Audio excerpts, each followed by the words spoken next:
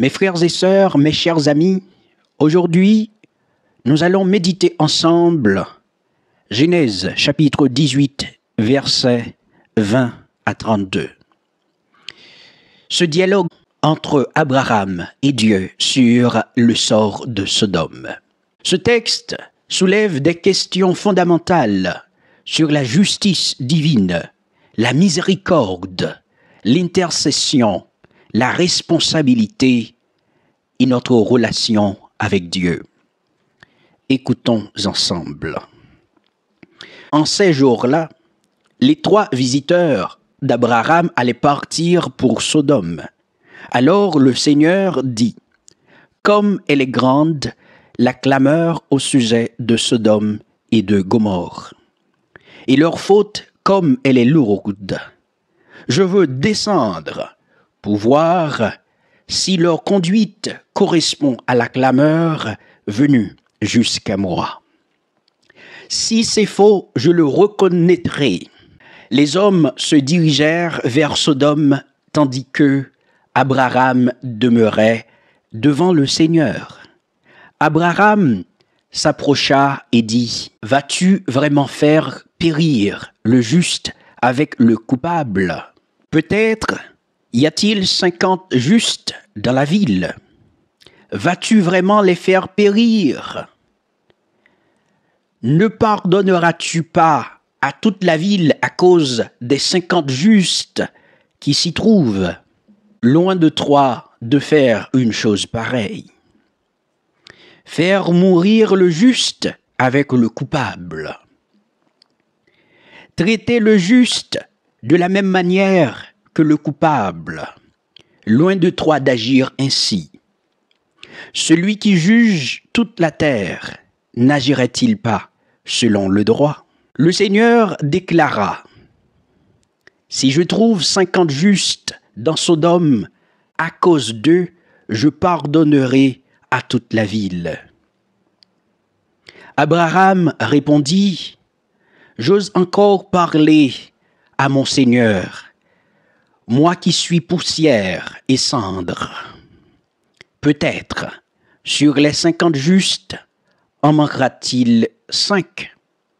Pour ces 5-là, vas-tu détruire toute la ville? » Il déclara, « Non, je ne la détruirai pas si j'en trouve 45. » Abraham insista, « Peut-être s'en trouvera-t-il seulement 40. » Le Seigneur déclara, « Pour 40, je ne le ferai pas. » Abraham dit, « Que mon Seigneur ne se mette pas en colère, si j'ose parler encore. Peut-être s'en trouvera-t-il seulement 30. » Il déclara, « Si j'en trouve 30, je ne le ferai pas. » Abraham dit alors, « J'ose encore parler à mon Seigneur. Peut-être s'en trouvera-t-il seulement 20. » Il déclara, « Pour 20, je ne détruirai pas. » Il dit, « Que mon Seigneur ne se mette pas en colère. Je ne parlerai plus qu'une fois. Peut-être s'en trouvera-t-il seulement 10. » Et le Seigneur déclara, « Pour 10, je ne détruirai pas. » Parole du Seigneur. Après avoir lu ce texte, nous avons beaucoup de questions que nous posons à ce texte. C'est pourquoi nous allons explorer ensemble ces questions. Face à la question, Dieu va-t-il vraiment détruire toute une ville à cause des pécheurs? Le texte met en scène un Dieu qui, loin d'être rigide, se laisse toucher par la voix humaine. La justice de Dieu n'est jamais aveugle ou arbitraire. Elle s'accompagne toujours de miséricorde. Abraham ose négocier, non pas parce qu'il doute de la bonté de Dieu, mais parce qu'il croit en sa capacité à écouter et à pardonner. Pourquoi Dieu accepte-t-il ce dialogue?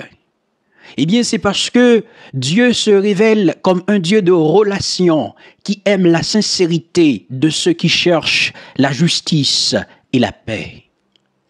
Il n'est pas indifférent à la souffrance des innocents et sa justice est toujours tempérée par la miséricorde.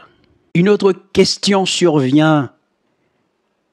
Si Abraham n'avait pas plaidé, Dieu aurait-il agi différemment? Le texte montre la puissance de l'intercession. Abraham devient le modèle de l'intercesseur, celui qui se tient debout entre Dieu et les hommes, plaidant pour la vie.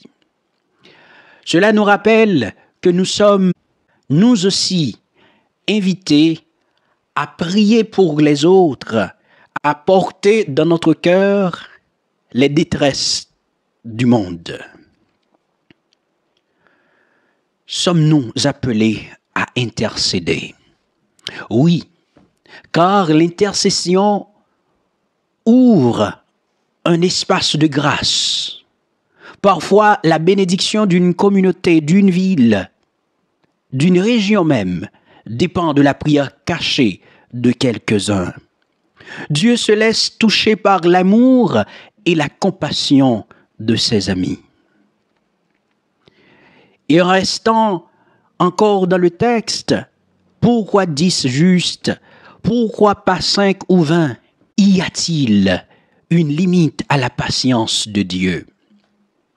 Le dialogue entre Abraham et Dieu met en lumière que la miséricorde de Dieu cherche la moindre raison d'épargner et de sauver. 10, c'est un chiffre symbolique. Il évoque une petite communauté, le minimum pour former un peuple. Mais la question demeure, si le bien est étouffé, peut-il encore sauver la ville? Le texte, ce passage de la Bible, n'impose pas une limite stricte à la grâce de Dieu. La question n'est pas tant combien de justes, mais la présence du juste qui peut transformer le monde. Et une autre question qui vient en lisant ce texte, est-il juste qu'une ville entière soit condamnée à cause de certains?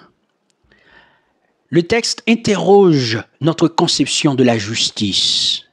Dans la Bible, il existe une solidarité du destin. Le péché de quelques-uns réagit sur tous. Mais la justice et la prière de quelques justes peuvent aussi protéger tous. Cela nous interpelle. Quel est notre rôle, notre responsabilité dans la société?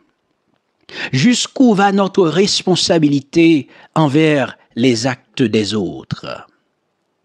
Dieu nous invite à être des veilleurs, des gardiens les uns des autres, à ne pas rester indifférents au mal, mais à agir pour le bien commun. Et s'il y a une autre question qu'on peut se poser, eh bien, avons-nous le droit de poser des questions à Dieu? Abraham discute avec Dieu, parfois avec audace, mais toujours avec respect. J'ose encore parler à mon Seigneur, moi qui suis poussière et cendre. Dieu accueille la sincérité, la recherche, la quête de vérité, le dialogue.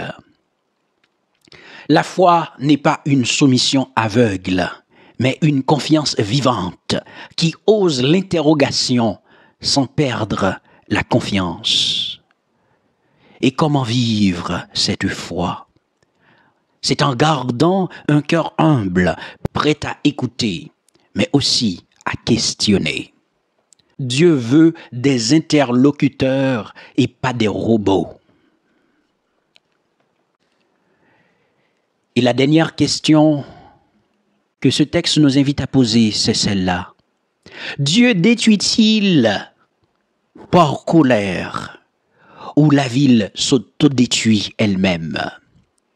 Le texte peut se lire comme la description d'une conséquence. Un peuple qui s'enferme dans le mal finit par récolter les fruits amers de ses choix. Dieu, dans sa justice, respecte la liberté humaine, mais sa miséricorde cherche sans cesse à sauver. Comment discerner aujourd'hui? Il est difficile de distinguer le jugement de Dieu des conséquences naturelles du mal. Mais la Bible enseigne que Dieu ne se réjouit jamais du malheur. Sa volonté est la vie, la conversion et la réconciliation. Genèse chapitre 18, versets 20 à 32, nous révèle un Dieu à la fois juste et infiniment miséricordieux, qui se laisse toucher par la prière de l'homme. Abraham, par son intercession, incarne notre vocation, être des artisans de paix et des veilleurs pour nos frères.